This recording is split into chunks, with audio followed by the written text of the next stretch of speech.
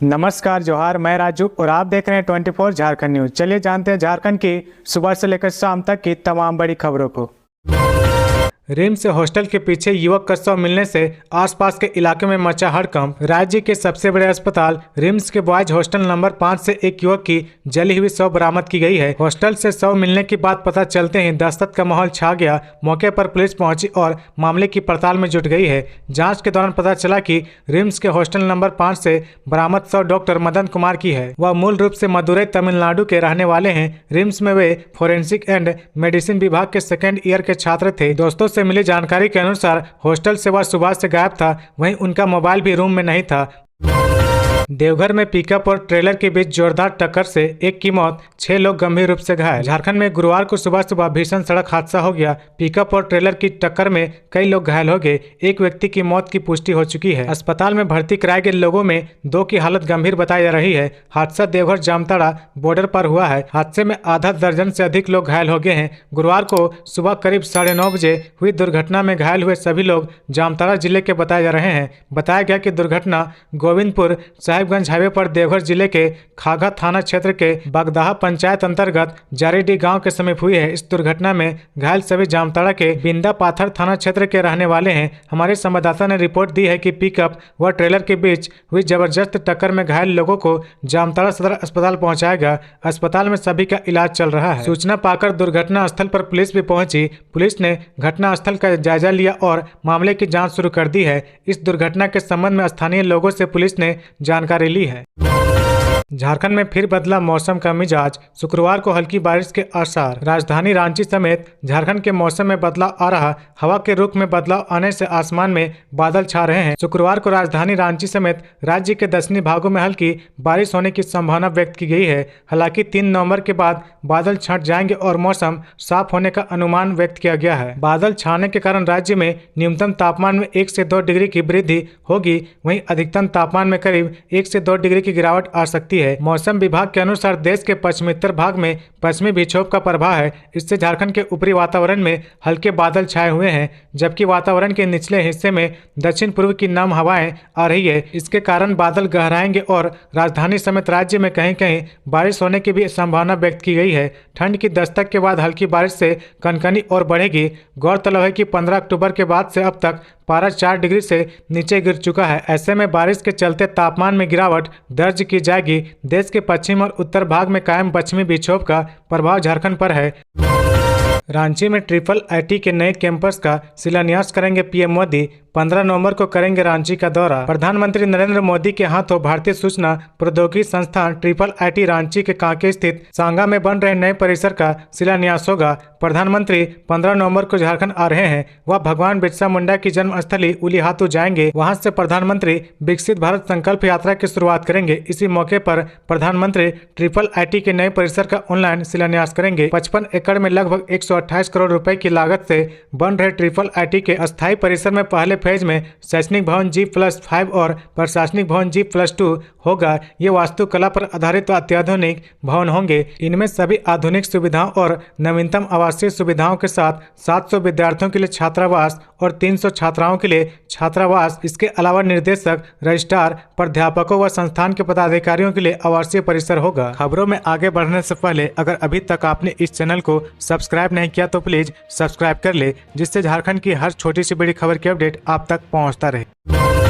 फसल राहत योजना के तहत किसान करा सकेंगे पंजीयन। समारालय परिसर से राज्य सरकार की महत्वाकांक्षी योजना झारखंड राज्य फसल राहत योजना का रथ रवाना किया गया। बोकारो डीसी कुलदीप चौधरी, पुलिस अधीक्षक प्रियदर्शी आलोक एवं चास एसडीओ दिलीप प्रताप सिंह शेखावत ने रथ को रवाना किया। रथ सभी प्रखंड में भ्रमण कर किसानों को योजना के संबंध में जागरूक करेगा। डीसी श्री चौधरी ने ज्यादा से ज्यादा किसानों को योजना से लाभान्वित होने के लिए पंजीयन कराने की अपील की है। कहा कि किसान के कल्याण के लिए राज्य सरकार की ओर से झारखंड राज्य फसल राहत योजना नाम से एक नई योजना शुरू की गई है। योजना मुख्य रूप से किसी भी प्राकृतिक आपदा एवं प्राकृतिक दुर्घटनाओं के कारण फसल क्षति की स्थिति में किसानों को आर्थिक सहायता प्रदान करेगी। झारखंड राज्य फसल राहत योजना फसल बीमा योजना न होकर फसल क्षति होने पर किसानों को प्रदान की जाने वाली एक क्षतिपूर्ति योजना है। यह किसानों को प्राकृतिक आपदा के कारण फसल क्षति के मामले में सुरक्षा कवच प्रदान करने और एक निश्चित आर्थिक सहायता प्रदान करने के संकल्प को पूरा करता है।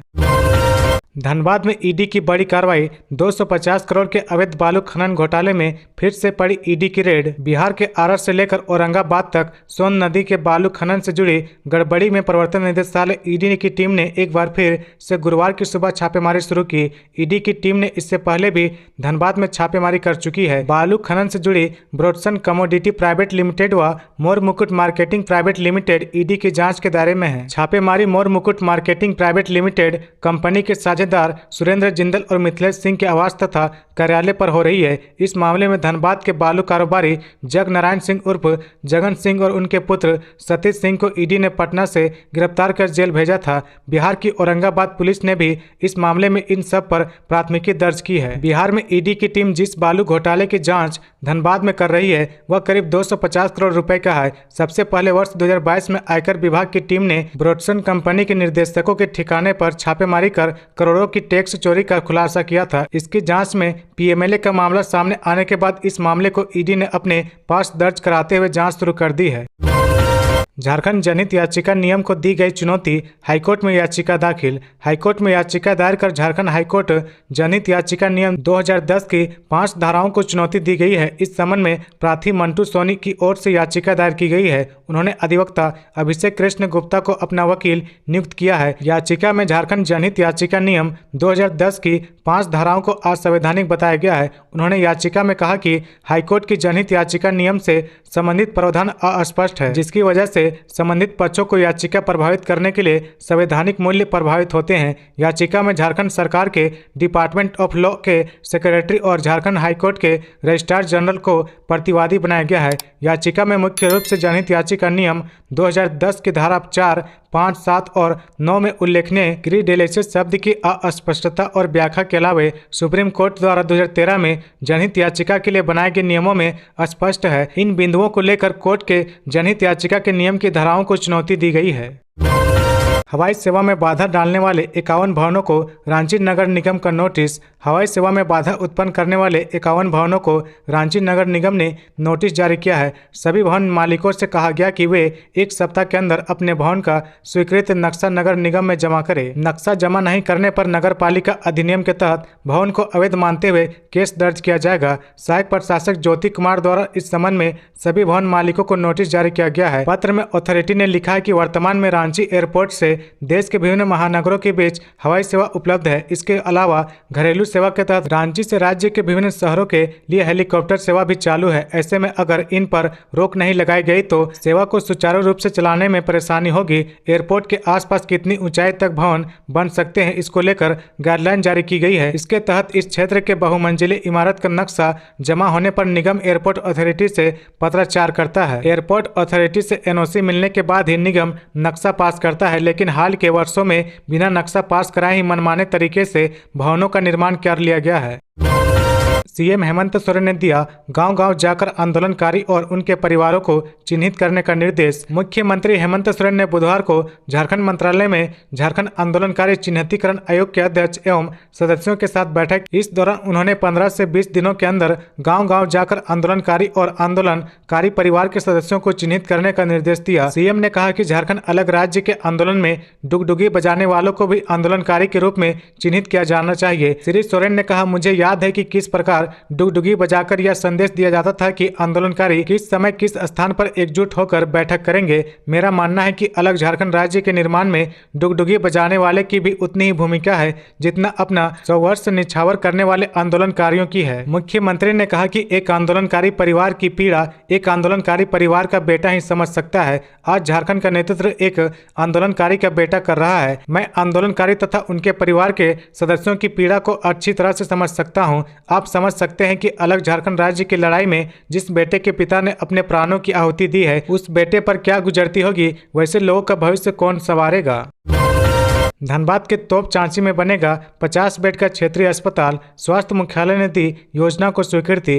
तोप चांची के लोगों को बेहतर चिकित्सा सुविधा प्रदान करने के लिए स्वास्थ्य विभाग ने क्षेत्रीय अस्पताल निर्माण की योजना को स्वीकृति प्रदान कर दी है। Emergency Covid response package phase 2 योजना के तहत तोप चांची में 50 बेड का क्षेत्रीय अस्पताल बनेगा। स्वास्थ्य चिकित्सक शिक्षा एवं परिवार कल्याण विभाग ने तोप चांची स्थित सामुदायिक स्वास्थ्य केंद्र के पास क्षेत्रीय अस्पताल के निर्माण की अनुमति दी है। इस पर 3 करोड़ 47,76,000 रुपए खर्च होंगे। इसके लिए स्वास्थ्य मुख्यालय ने राशि आवंटित कर दी है। Civil surgeon doctor Chandrabhanu Pratapan ने बताया कि योजना से संबंधित काम पूरा करने की जिम्मेदारी भवन प्रमंडल विभाग को दी गई है। स्वास्थ्य विभाग काम की मॉनिटरिंग करेगा। ज्ञात हो कि ECRC के तहत राज्य में कुल 19 क्षेत्रीय अस्पतालों के निर्माण को स्वीकृति दी गई है। इसमें यह योजना भी शामिल है।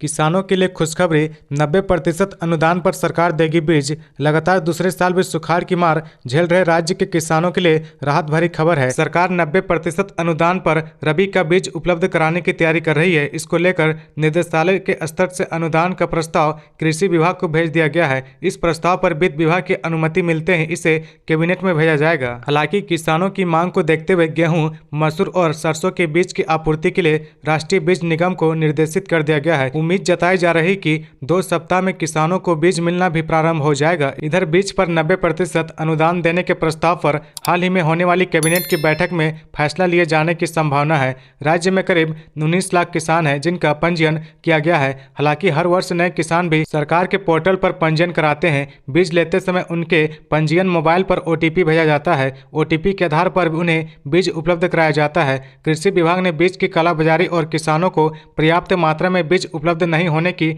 शिकायत के बाद पंजीयन के आधार पर ही बीज वितरण करने की प्रक्रिया बनाई है। किसानों को बीज मिलने के बाद निदेशालय के कॉल सेंटर से किसानों को बीज मिलने को भी सत्यापित किया जाता है ताकि किसी प्रकार की कोई गड़बड़ी नहीं होने पाए। इससे विभाग के पास किसानों के बीज लेने का रिकॉर्ड भी उपलब्ध रहेगा। 5 लाख के इनामी नक्सली कमांडर पर NI का शिकंजा, घर को किया जब्त। दर्ज है 55 मामले। लोहरदगा लातेहार सीमा पर स्थित बुलबुल जंगल में नक्सलियों के विरुद्ध पिछले साल संचालित झारखंड पुलिस व CRPF के ऑपरेशन डबल बुल से संबंधित पूरे मामले की जांच कर रही राष्ट्रीय जांच एजेंसी NI ने बड़ी कार्रवाई की है। NI ने माओवादियों के फरार रीजनल कमांडर रविंद्र गंझू के घर की कुर्की जब्ती की है। रविंद्र गंझू पर झारखंड सरकार ने 15 लाख व NI ने 5 लाख रुपए का इनाम रखा है। उस पर राज्य के विभिन्न थानों में 55 मामला दर्ज है। उसका आवास लातेहार जिले के चंदवा थाना क्षेत्र के हेसला मौजा बांसी टोला में है, जिसे NI ने जब्त कर लिया है।